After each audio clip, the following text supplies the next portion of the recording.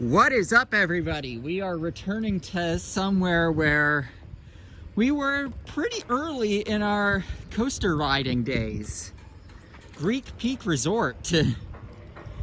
I think it was like 10 years ago last time we were on this thing, where we actually have a POV of it. And like, I mean, at the time I hadn't even ridden 50 coasters, which was around the time I started thinking about credits and stuff. So like, I wasn't even really a full-fledged enthusiast when I had ridden this thing last time. So now riding it with the perspective of I've ridden 8 other Alpine coasters, 9 including this one, and well, I've also ridden 276 coasters. It's pretty fun still. I mean, it's an Alpine coaster. That's basically how I'd put it.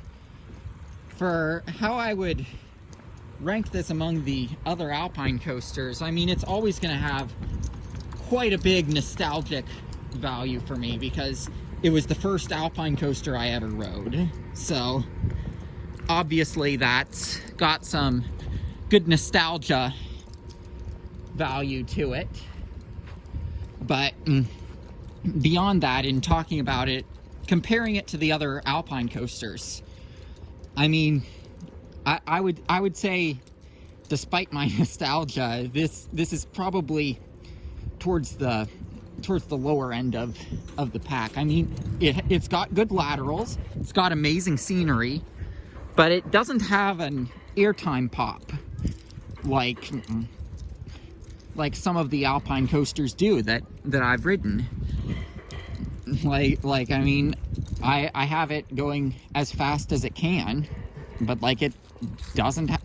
I didn't notice any airtime pops like I've noticed on the other Alpine coasters. So I mean, among the Alpine coasters though, I would say it's actually, of what I've ridden, I'd say it's probably middle of the pack, because this doesn't have the computer that force applies the brakes and puts a speed limit on you. You can generally tell by the lights, by if they have lights, and as you can see, the cars do not have the lights on them that indicate the computer is applying the brake.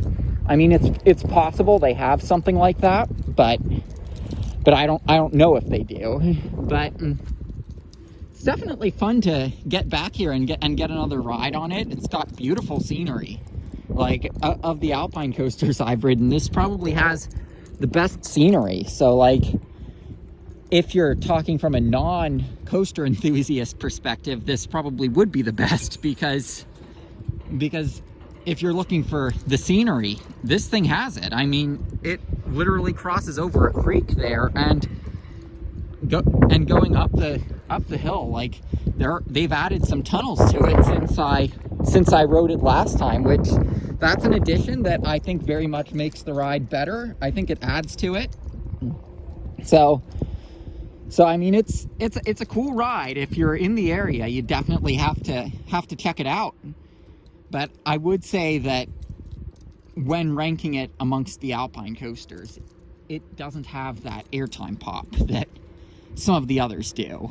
And this is one of the older Alpine coasters from what I've seen. So I mean, it's not too surprising that that's the case. But still, good ride, worth checking out. And it's always fun to ride one of these.